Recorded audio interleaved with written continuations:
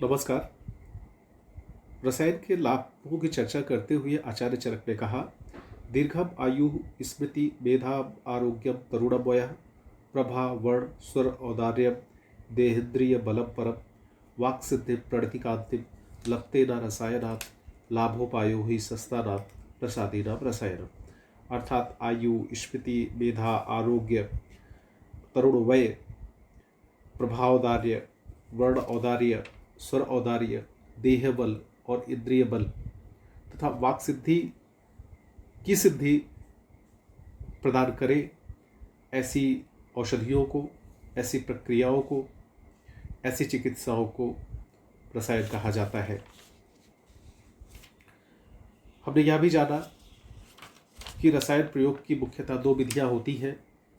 रसायना नाम द्विविधो प्रयोगम ऋषयो विदु कुटी प्रावेशिकम चयु वाता आतत्विकम च।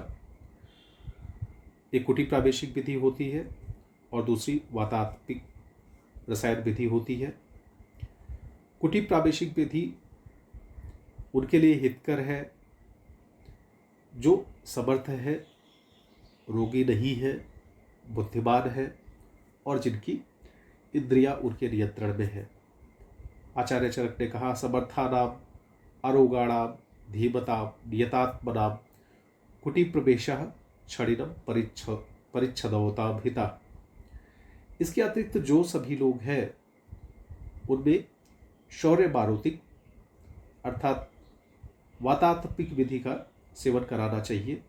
अतो अन्यथा तु एतेषां शौर्य मारुतिको विधि। जो ध्यान देने की बात यह है कि रसायन सेवन विधि चाहे कुटी प्रावेशिक विधि से कराई जा रही हो या वातात्मिक विधि से कराई जा रही हो, दोनों ही स्थितियों में रसायन सेवन से पूर्व शोधन कराना आवश्यक है। आज हम लोग चर्चा करेंगे उन एकल द्रव्यों की जिनका कि विभिन्न आचार्यों ने अपनी संहिताओं में रसायन के रूप में उल्लेख किया है। सबसे पहले हम जिस द्रव्य की चर्चा करने वाले हैं वह है मंडूक पर्णी। मंडूक पर्णी का साइंटिफिक नेम या बॉटनिकल नेम होता है सेंटिला एशियाटिका। अम्बेलिफेरी फैमिली का यह मेंबर है। आचार्य चरक ने प्रजा स्थापन और वयः स्थापन महाकषायों में इसका उल्लेख किया है। बुद्धिवर्धक होने के कारण इसे ब्राह्मी कहा जाता है और मेध्य होने के कारण इसे सरस्वती भी कहा जाता है। रसों की दृष्टि से विचार करें तो यह तिक्त रस वाला है, इसका वीर्य शीत होता है और विपाक मधुर होता है। अगर रस वीर्य और विपाक की स्थिति को ध्यान में रखें तो समझ में आ जाएगा कि यह सामान्यतः पैतृक प्रकृति के लोगों के लिए सात्म्य रसायन है। इसके मुख्य कर्म मेध्य होना, हृदय होना और शोथग्न होना है। अर्थात मेधा बढ़ाने वाला है, हृदय को बल देने वाला है और शोथ को नष्ट करने वाला है। इसका प्रयोज्यांग प्रयोग में लाया जाता है। आचार्य वाग्भट्ट ने इसके रसायन कर्म का वर्णन करते हुए कहा, मंडूक पर्णीमपि भक्ष्यन्तो भ्रष्टाम घृतम मासम अन्नभक्षाः जीवन्ति कालम विपुलम प्रगल्भास्तारुण्य लावण्य गुणोदयस्था। अर्थात अगर मंडूक पर्णी के पंचांग को घृत में भून कर निराहार रहकर एक मास तक सेवन किया जाए तो अनंत काल की आयु, विपुल आयु, तारुण्य और लावण्य अर्थात युवा अवस्था और तेजोमय शरीर, इन गुणों की प्राप्ति होती है। आधुनिक चिकित्सा दृष्टि से, आधुनिक शोधों की दृष्टि से विचार करें तो इसको ब्रेड फूड की तरह से बोला जाता है, ब्रेड फूड कहा जाता है। भारत में और अन्य देशों में इसे ब्रेड फूड की तरह इस्तेमाल किया जाता है। आधुनिक शोधों से यह निष्कर्ष निकला है कि it revitalises the nerves and brain sales.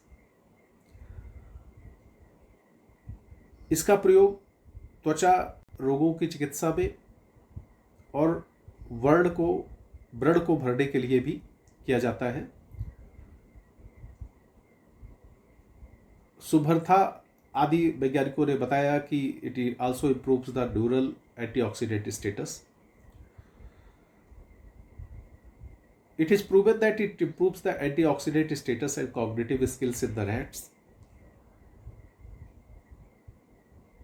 Studies have also shown that it repairs the nervous tissue due to spinal injury, neuromuscular disorders, and increases the general brain function and memory.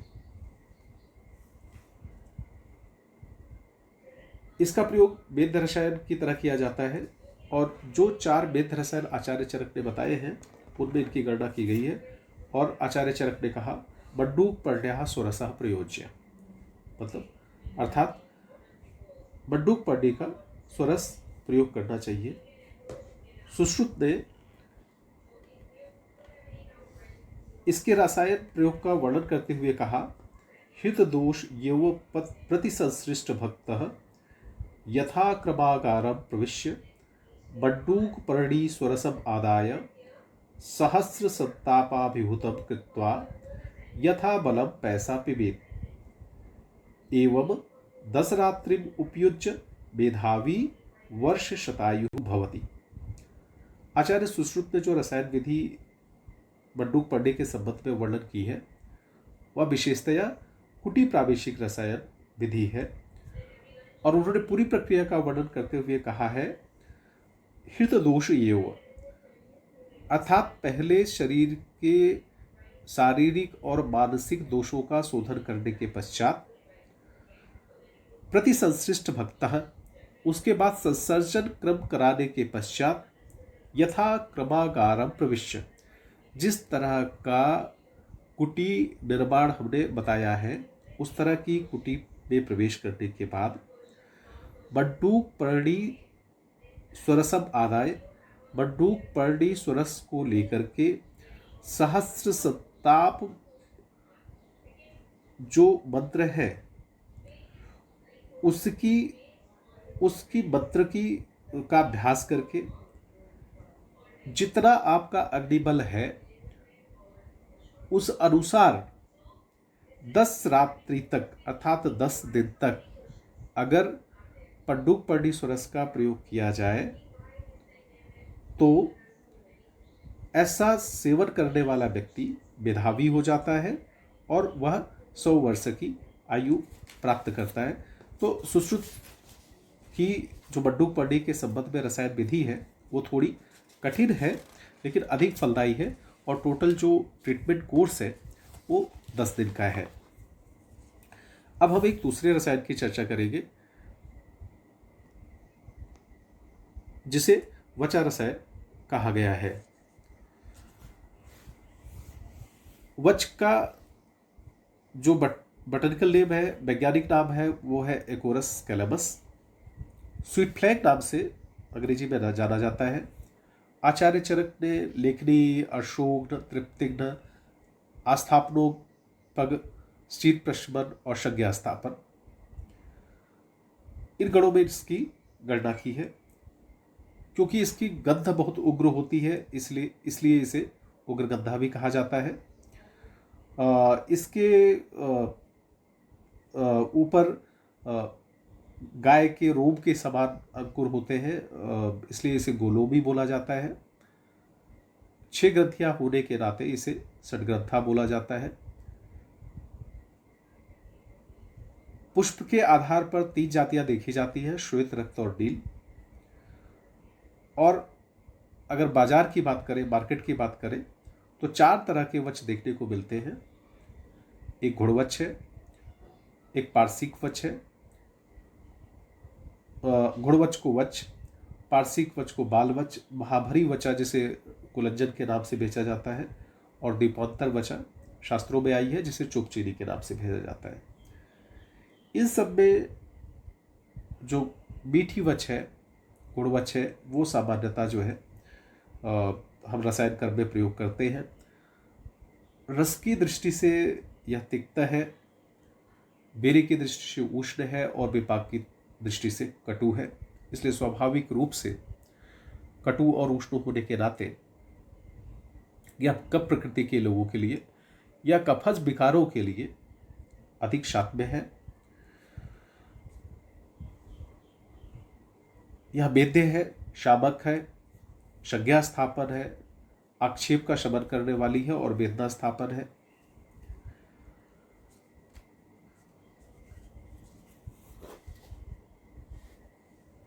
इसके गुणों का वर्णन करते हुए कहा गया है, विबद्ध आधमान सुलग्नि, screen मूत्र विशोधनी, अपस्मार कफोन्माद, भूत जंतु अनिलान हरेत।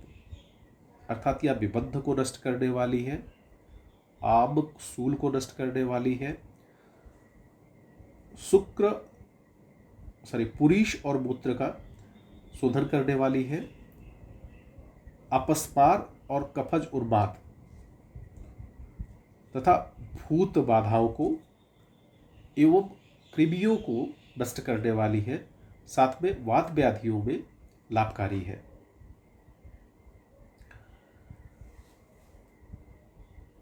अपस्मार रोग में इसके वर्णन की महत्ता का वर्णन करते हुए कहा गया है, यह खादेत क्षीर भक्ताशी माक्षिकेण वचा रजः अपस्मारम महाघोरम सुचिरोत्थम चयेत ध्रुव। अर्थात दूध के साथ दूध पर आश्रित रहते हुए, अर्थात दूध का ही आहार करते हुए जो व्यक्ति शहद के साथ वचा के चूर्ण का सेवन करता है, तो इस सेवन के परिणाम से, अर्थात दूध के आहार पर रहते हुए वचा को शहद के साथ लेने से महाघोर, सुचिरोत अर्थात अत्यंत कठिन और बहुत दिनों का अपस्मार भी ठीक हो जाता है। मात्रा की दृष्टि से विचार करें तो जो वचा चूर्ण की मात्रा है वह 125 से 500 mg तक प्रयोग में लाई जा सकती है। सामान्यतः इसके मूल और भौमिक कांड प्रयोग में लाए जाते हैं। अगर कभी वचा चूर्ण लेने से कुछ एडवर्स इफेक्ट्स आने लगे तो सौंफ और नींबू का शरबत देना चाहिए। पुनः इसके रसायन गुणों पर आते हैं। आचार्य वाग्भट्ट ने इसको रसायन के रूप में वर्णन करते हुए कहा, मासम वचाम उपसेव्यमानः क्षीरेण घृतेन वापि भवन्ति रक्षोभिर अदृश्य रूपा मेधाविनो निर्मल मृष्ट वाक्य। जो वचा का रसायन प्रयोग है वो एक मास का है। इसे दुग्ध अथवा घृत के साथ देना चाहिए। दूध अथवा घृत के साथ 1 महीने तक लगातार प्रयोग करने के पश्चात राक्षसों अर्थात कृमियों का जो भय है वो नष्ट हो जाता है। व्यक्ति अत्यंत रूपवान हो जाता है, मेधावी हो जाता है और उसकी वाणी अत्यंत स्पष्ट हो जाती है। ये आचार्य वाग्भट्ट का वचा के संबंध में कहा गया वाक्य है। तो इस दृष्टि से विचार करें तो वचा एक अत्यंत श्रेष्ठ रसायन के रूप में हमारे सामने आती है। आधुनिक शोध बताते हैं कि ये एंटीबैक्टीरियल है, इंसेक्टिसाइडल है और एंटी अल्सरेटिव है। इसका जो इथेनॉलिक एक्सट्रैक्ट है उसमें एंटी प्रोलिफरेटिव और इम्यूनोसप्रेसिव ऐसी प्रॉपर्टीज देखी गई हैं और ये जो हेपेटिक एंजाइम्स हैं उन्हें रिस्टोर करती है, और जो free radical induced oxidative stress है उसे जो है कम करती है। तो कुल मिलाकर ये आपके यकृत को भी बल देने वाली औषधि है। इतना ही नहीं, शोधों में ये भी पता चला है जो लिपिड्स का ऑक्सीडेशन है वो भी वचा के जो एक्सट्रैक्ट है उनसे उनमें लाभ होता है। तो वचा अपने आप में कफज प्रकृति के लोगों के लिए अथवा वात की व्याधियों में एक श्रेष्ठ रसायन के रूप में उभर कर हमारे सामने आता है।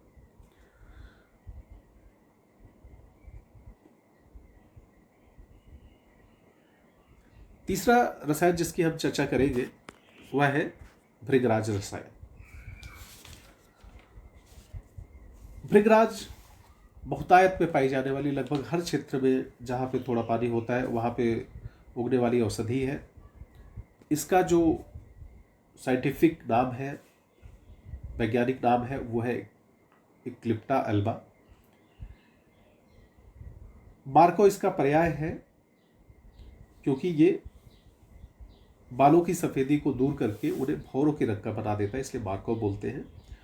केशों के लिए अत्यंत हितकारी है, इसलिए केशराज भी बोलते हैं, केशरंजन भी बोलते हैं। 3 प्रजातियां देखने को मिलती हैं, श्वेत, पीत और नील। रसों की दृष्टि से कटु तिक्त है, वीर्य उष्ण है और विपाक कटु है। इसके बीज और पंचांग प्रयोग में लाए जाते हैं। आचार्य भावप्रकाश ने इसके गुणों और कर्मों का वर्णन करते हुए कहा, भृगारः कटुस्तिक्तो रुक्षोष्णा कफवातनुत केस्यस्त्वचः कृमिश्वास काससोथाम पाण्डुनित नुत दंत्यो रसायनो बल्यः कुष्ठ नेत्र शिरोर्तिनुत। जैसा कि पहले हमने चर्चा की, इसका रस कटु तिक्त है, वीर्य उष्ण है और विपाक कटु है, किंचित रुक्ष है, उष्ण है, कफ और वात को नष्ट करने वाला है, केश और त्वचा के लिए हितकारी है, कृमि रोग, श्वास रोग, कास रोग, शोथ रोग और पांडु में अत्यंत उपयोगी है, दांत के लिए हितकर है, रसायन गुण प्रदान करने वाला है, बल्य है, कुष्ठ रोग को नष्ट करने वाला है, नेत्र और शिर की वेदना को भी दूर करने वाला है। इसके रसायन प्रयोग का वर्णन करते हुए आचार्य वाग्भट्ट ने कहा, ये मासम एकम पिबन्ति दिने दिने भृगरजः समुत्था। एक मास का प्रयोग है और भृगराज के चूर्ण का प्रयोग करना है, प्रतिदिन करना है। ये मासम एकम पिबन्त दिने दिने भृगरजः समुत्थम क्षीराशिरास्ते। जब भृगराज का यह प्रयोग महीने भर का प्रयोग चल रहा होगा तो उस समय व्यक्ति को केवल दुग्धाहार पर रखना है। क्षीराशिरास्ते बलवीर्युक्ता समासतम जीवितम आपनुयन्ति। अर्थात 1 मास तक केवल दुग्ध आहार पर रहते हुए भृगराज का चूर्ण लेने से व्यक्ति बल वीर्य से युक्त होकर 100 वर्ष तक निरोग रहते हुए अपनी आयु पूरी करता है। तो भृगराज के रसायन प्रयोग के बारे में आचार्य वाग्भट्ट का यह प्रमाण है। वैसे रजतौली में एक बड़ा सुंदर सा योग आता है और वो कहते हैं, धात्री त्रिलान भृग रजो विश्रान ये भक्षेयो मरुजा कवेण ते कृष्ण केशा बिबलेत्रियाश्चा निर्व्याधियो वर्ष शतम भवे भयुयु। तो जो आंवला, तिल और भृगराज इनको एक साथ मिला करके जो व्यक्ति प्रतिदिन लेता है उसके केश काले हो जाते हैं, इंद्रियों की धारण शक्ति स्वच्छ हो जाती है, वो निर्व्याधि हो जाते हैं और 100 वर्ष की उनकी आयु होती है। गुणों की दृष्टि से यह जो भृगराज है या शोथर है, वेदना स्थापन है, व्रण शोधन है और व्रण रोपक है। साथ में तीपन है, पाचन है और यकृतोत्तेजक है। आधुनिक शोधों की बात करें तो इसका जो यकृत पर प्रभाव है, सुरक्षात्मक प्रभाव है, हिपैटोप्रोटेक्टिव पोटेंशियल है, उसे एस्टेब्लिश किया जा चुका है। कुछ एक वैज्ञानिक शोध बताते हैं कि इससे ब्लड प्रेशर भी कम होता है, हाइपरटेंशन की बीमारी ठीक होती है। इसका जो मेथनॉल एक्सट्रैक्ट है उसके अंदर एंटीऑक्सीडेंट प्रॉपर्टीज देखी गई हैं और फ्री रेडिकल स्कैवेंजिंग प्रॉपर्टी भी देखी गई है। ऐसे भी अध्ययन हुए हैं जहां पाया गया है कि यह सिरेब्रो प्रोटेक्टिव है, मतलब आपके मस्तिष्क को बचाने वाला है। और एक शोध से ऐसा पता चला है कि जो ग्लोबल सेरेब्रल इस्चीमिया है, मतलब आपके मस्तिष्क के अंदर रक्त के संचार की कमी से होने वाली जो व्याधियां हैं,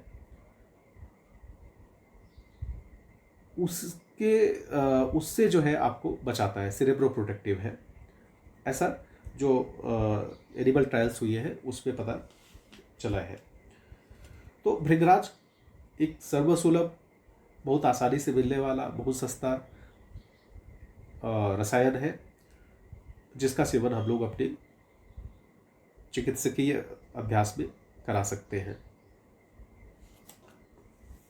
एक और सर्वसुलभ घर में मिलने वाला रसायन है तिल।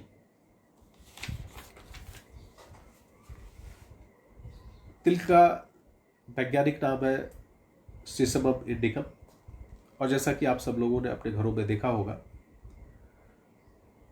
2 तरह के तिल सामान्यतः हम देखते हैं, सफेद तिल और काला तिल, श्वेत और कृष्ण। रस की दृष्टि से मधुर है, बेरी की दृष्टि से उष्ण है और विपाक की दृष्टि से मधुर है।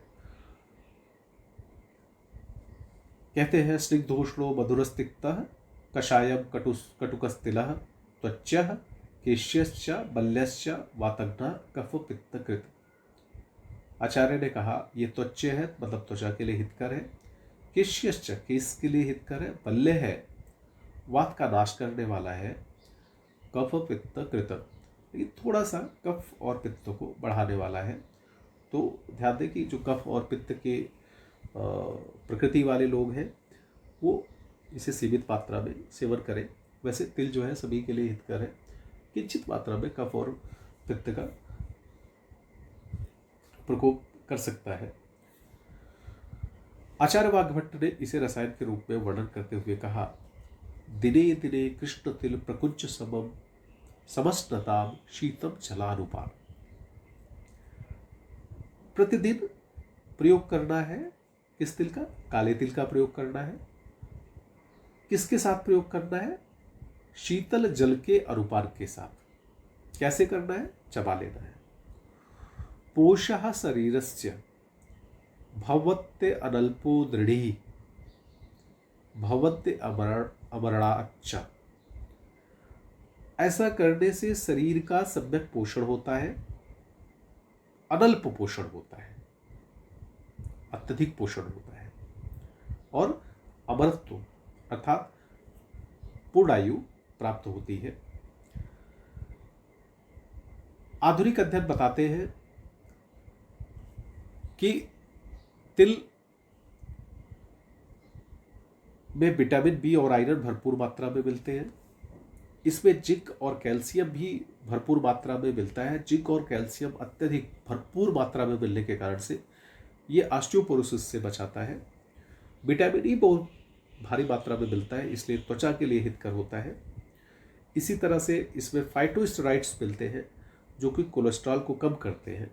तो अगर इसका तेल का प्रयोग किया जाता है तो जहाँ बाकी तेल हृदय के लिए नुकसानदायक हो सकते हैं, वही तिल का तेल आपके लिए फायदेमंद हो सकता है। इसके अलावा इसमें भरपूर मात्रा में फाइबर, एंटीऑक्सीडेंट्स है, तो ये एंटी कैंसरस का भी काम करता है। एक अन्य महत्वपूर्ण रसायन और जिस पर जो अभी कोविड के परिप्रेक्ष्य में चर्चा में है, वह है अश्वगंधा। अश्वगंधा एक बहुप्रचारित, बहुइच्छित, सभी से जिसका परिचय है, ऐसी एक औषधि है। सामान्य जनमानस भी इसके बारे में परिचित है और सामान्यतः एफ्रोडिजियक के रूप में, सेक्सुअल टॉनिक के रूप में इसका प्रयोग बहुतायत होता आया है। अश्वगंधा का जो वैज्ञानिक नाम है वो विदानिया सोमनिफेरा है। आचार्य चरक ने बल्य और बृंघणीय महाकषयों में इसका वर्णन किया है। रस की दृष्टि से यह तिक्त, कटु और मधुर है। वीर्य उष्ण होता है और विपाक भी इसका मधुर होता है।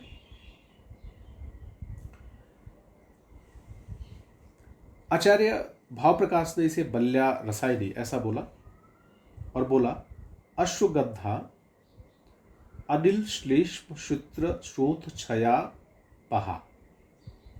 अश्वगंधा वात को नष्ट करने वाला है, श्लेष्मा को नष्ट करने वाला है, शुत्र और श्रोथ में फायदा करने वाला है, क्षय को दूर करने वाला है, बल्य है, रसायन कर्म करने वाला है, तिक्त है, कषाय उष्णा, कषाय है, उष्ण है, अति शुक्रला और शुक्र का भरपूर पोषण करने वाला है। इसके रसायन प्रयोग का वर्णन करते हुए कहा गया है, पीता अश्वगंधा पैशार्धमासम, आधे महीने का प्रयोग है। पीता अश्वगंधा पैशार्धमासम 3 अनपानों के साथ, घृतेन तैलेन सुखाम्बुना च, घृत के साथ, तैल के साथ अथवा उष्णजल के साथ। कृशस्य पुष्टिम वपुषो विधत्ते,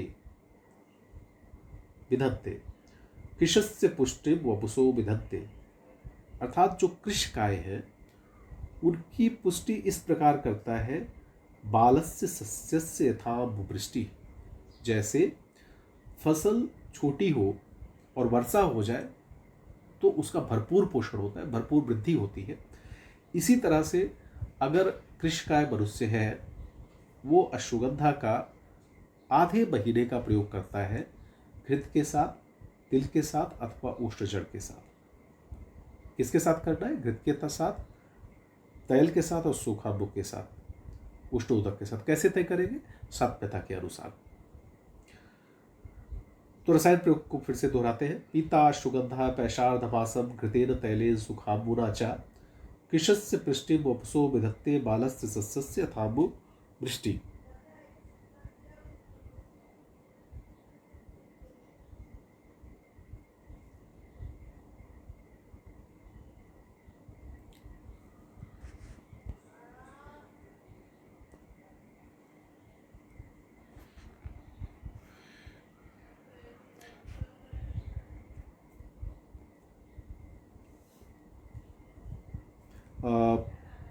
एक अन्य प्रयोग बताया गया, शिश्रे ये यो अश्वगंधाया कंदचूर्णम पलोम निमितम बाशमपि बसमध्वा जब सा वृद्धो अपि भवेत इवा।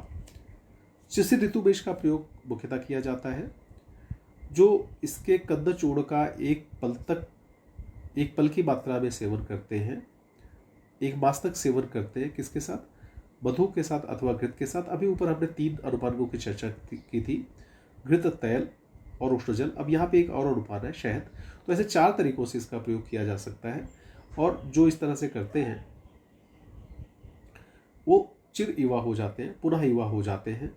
पाद कल के अश्वगंधाया क्षीरे 10 गुणे पचेत, घृतम पेयम कुमाराणाम पुष्टिकृत बलवर्धनम। बालकों के लिए बड़ा सुंदर प्रयोग बताया और बोला कि इसका प्रयोग करने के लिए इसका घृत पाक कर लीजिए और फिर वो बच्चों में कराइए, तो बच्चों का उससे सम्यक विकास होता है। और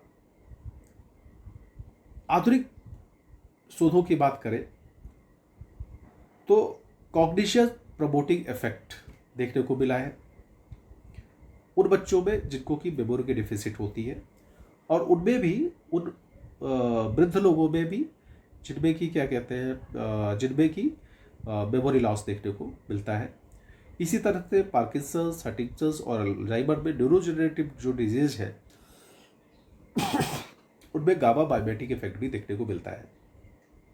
इसका एक्जियोलेटिक एक्शन भी देखने को मिलता है और ऐसा पाया गया है कि माइटोकॉन्ड्रियल हेल्थ को इम्प्रूव करता है, आपके एनर्जी लेवल को इम्प्रूव करता है।